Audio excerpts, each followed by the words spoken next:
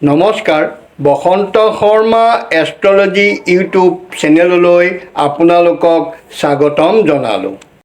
আত্মীয় শত্ৰু, আত্মীয় ভয় কিয় হয়?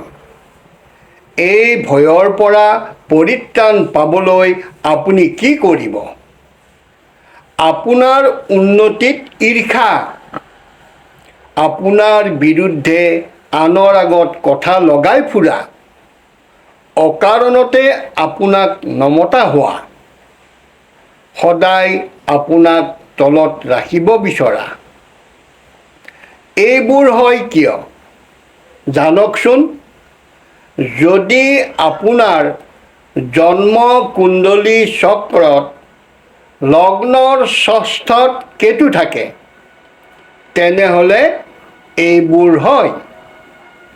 এইবোৰৰ পৰা পৰিত্ৰাণ পাবলৈ আপুনি কেতুৰ শান্তিৰ বাবে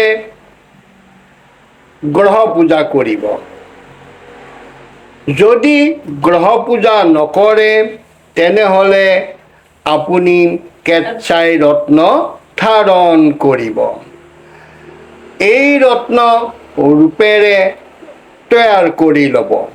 শনিবাৰ বা বুধবাৰে এই ৰত্ন পিন্ধিব। মধ্যমা বা কনিষ্ঠা আঙুলিত পিন্ধিব। যদি ৰত্ন ক্ৰয় কৰিব নোৱাৰে, তেনেহ'লে অশ্বগন্ধাৰ মূল ধাৰণ কৰিব।